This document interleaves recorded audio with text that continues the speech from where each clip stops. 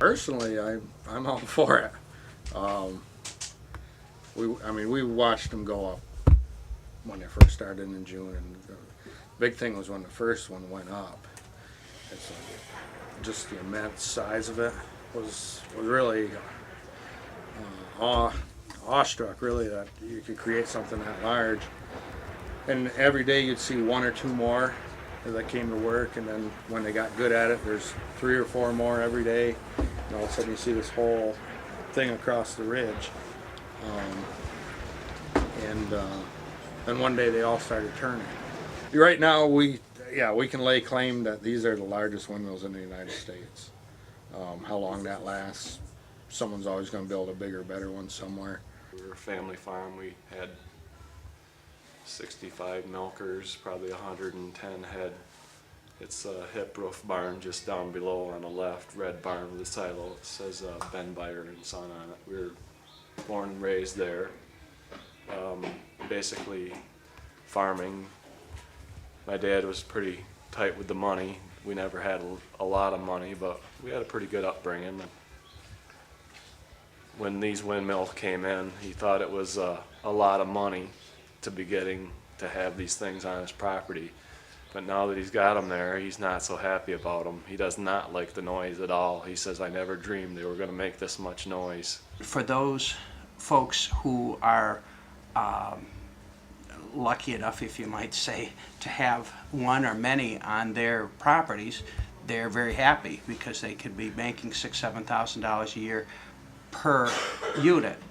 And there's maybe 7 on one particular gentleman's farm, and so 7 times 7, the numbers, you add them together and they're very happy.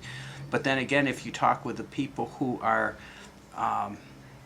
in between all of those, who get up in the morning and they look up and then they see the sea of windmills, you have a direct opposite reaction. You know, some of them are saying, well, it's maybe intriguing to you, but I have to look at them all the time. I'm getting no economic benefit. There's no electricity that's coming back to me as a person, or I'm getting no money from this. And aesthetically, I came here because I wanted to be away from everything else. And now with what I'm seeing is, you know, there are more people who are around because people drive in and out looking at these things. And so their reaction is much different. My mother-in-law just a week ago called her. She was having a fit. They raised her assessment $100,000. That's a lot of money. A retired school teacher in her late 70s. So are our taxes going to go down? No, our taxes are going up along with our utility rates. And I don't think it's fair that we should have to put up with this to benefit somebody else and not our own self. It's short term, but it was beneficial that way. The restaurants, you know, they all had to eat. So how that affects, I mean, that's only when construction's happening. How it goes from here, mainly all it's going to benefit us is taxes. And I hate to say it, but I get the feeling that the school and everybody, when they get money, they'll just blow it. I shouldn't have said that, but you know, it's making it too easy. Yeah, right? You know.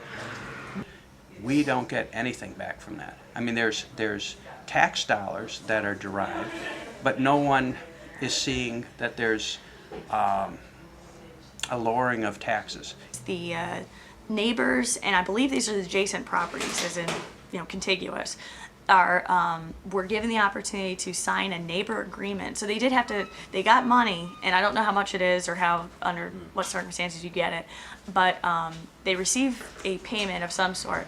But they have to sign away, I believe, a couple of their rights when it comes to perhaps litigation or something like that. They sent me a contract in the mail. This is my 3rd contract they've sent. Nobody showed up. And they want the right to be able to go over, under, or on my property anytime they want if I sign that contract. I ain't signing that contract. I don't care if I get nothing. These windmill groups have landowner agreements. That's what they're calling them, landowner agreements. What they are is basically gag orders. Once you sign that contract, they give you some money. You can't speak out against them. You can't speak out. You know, if you do, they'll come after you. I think the people that have to live around them don't care for them. There's a few in the mobile homes with the neighbor clause that they did get signed, and they think that the little bit of money that they picked up, wow, it's great because I can't believe that they're going to give me this for nothing. They don't think that far. I've been snowmobiling for like 25 years. I've been coming up here for 15 years, and you know, Flat Rock Inn has been one of the spots that I've stopped at. This area has been destroyed landscape-wise by these windmills, and as they add windmills, I believe they have like 120 in right now. As they add windmills, they will close trails. They will limit areas where we can ride. Tug Hill was one of the few spots in New York State that had snow. So if you don't want to snowmobile, your choices are come snowmobile around windmills Or don't. or don't at all. No, I'm saying that, no, the concern is that the trails are being closed by the farmers and the wind developers. That's what that was. Yeah, that could be a concern. Historically, the farmers have been almost too easygoing as far as allowing snowmobiles across their property. I hunted quite a bit down in the Fenner area. Helped out, worked baling hay with some farmers. And in return, they'd let us hunt their property. The deer population on the land that we were hunting on probably was cut in half.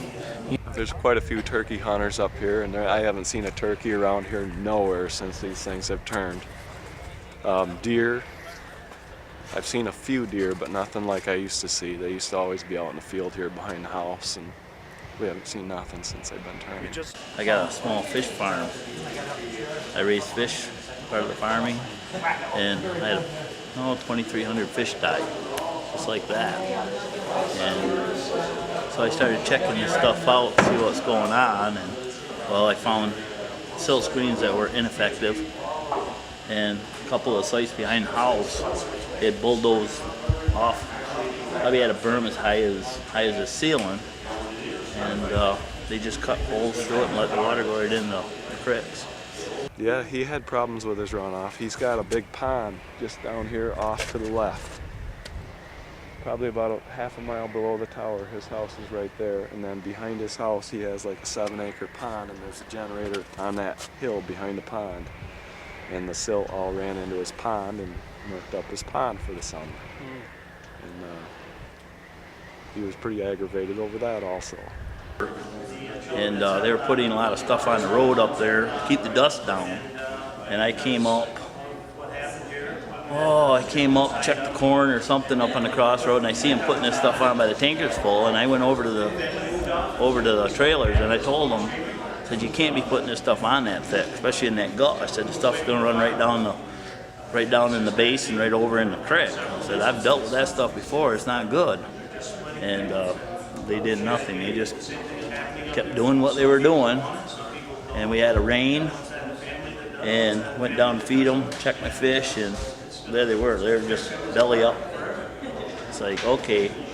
So I was led to blame it on that dust control stuff. You'd be coming up the road and they'd be loading these trucks so heavy that there'd be concrete spilling out of the back of them coming up the hill. How about the dust? Oh, well, the dust was bad at first, and then they put that chemical on the road there, and whatever it was that slopped up and got all over people's vehicles because they didn't put it down at night, they'd put it down in the middle of the day. The Blacktop Road was held up for 3 years prior. It was going to pieces, but it was still something a lot more passable than what it is now. And then this spring, before the project started, they set a man on the tailgate with a camera, and they filmed the whole road. The windmill company people did, and I stopped them out here. I says, why are you filming the road? Well, we want to prove that this road was already destroyed before we got on it. I says, well, if you're going to use this road that they've held up repairing because you guys might come, I said, now you're saying that you want film proof.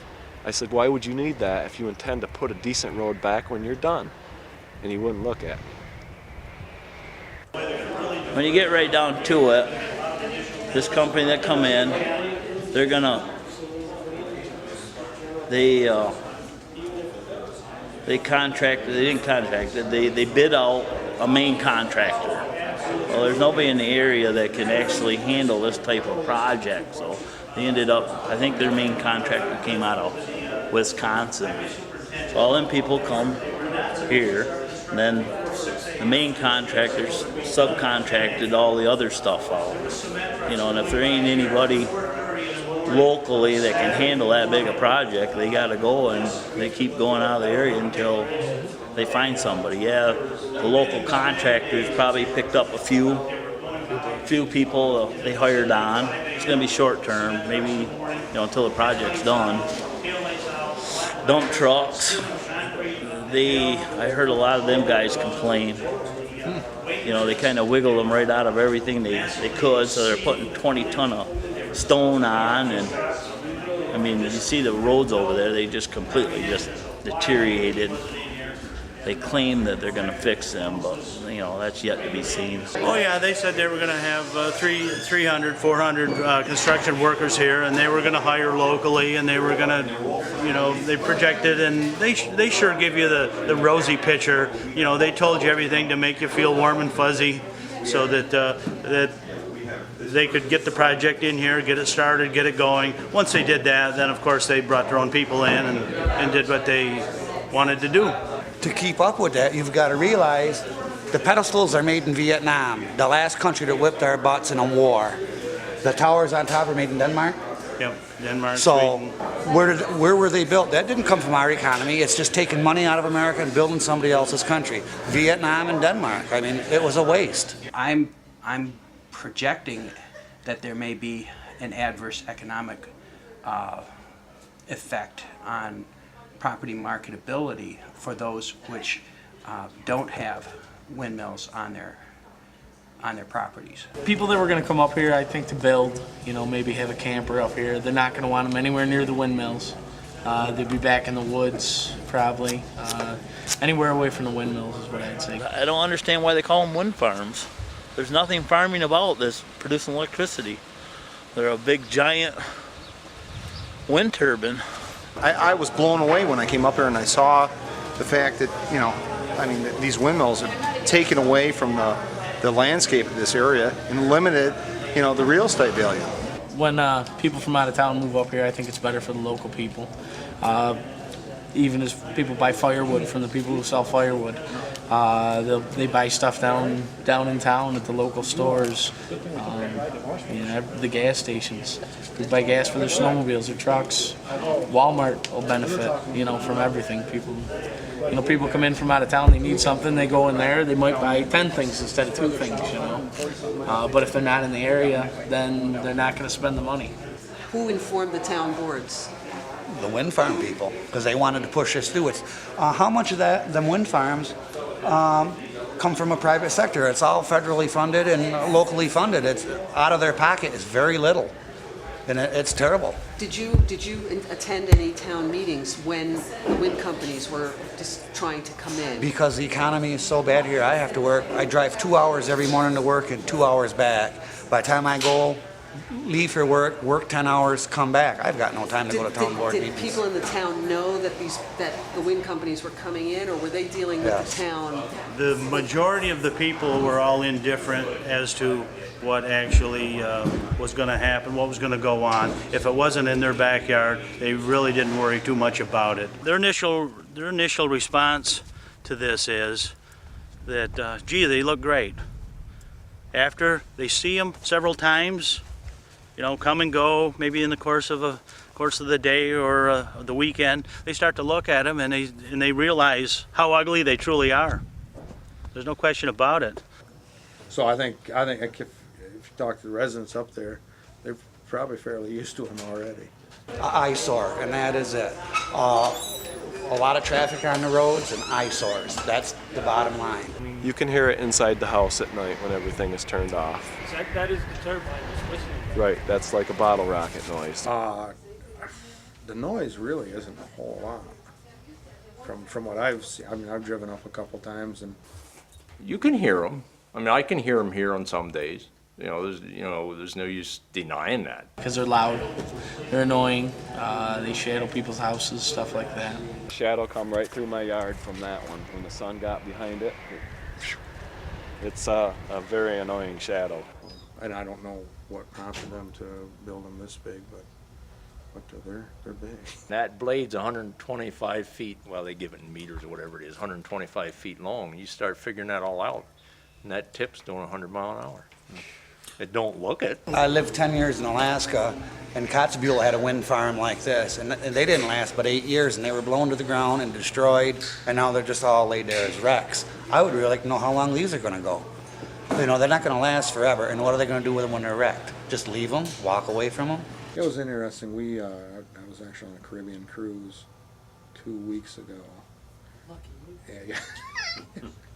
And I mean, you're out in the middle of the ocean, and you can generate wind anywhere. It's true. More You expensive. can put wind farms out on oil decks. This is how we're going to get away from that kind of thing. Not just wind, solar, and I think on getting more efficient and biomass. We've got a lot of different options, and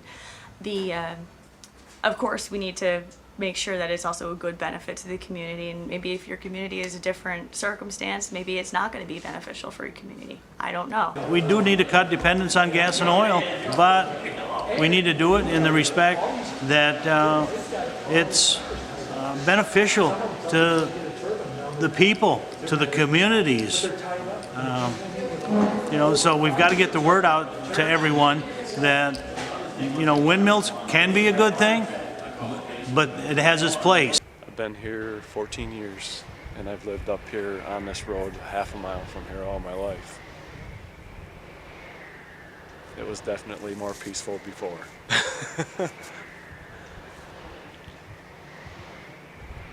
put up with cold, we put up with snow. We sure didn't need to put up with this. And taxes. We sure didn't need to put up with this, did we?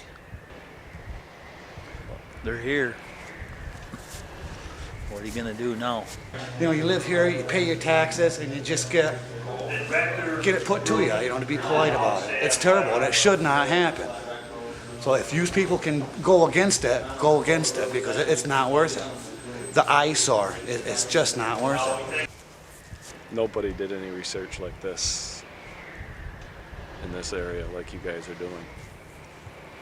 I think maybe they would have thought twice unless they really wanted the money bad.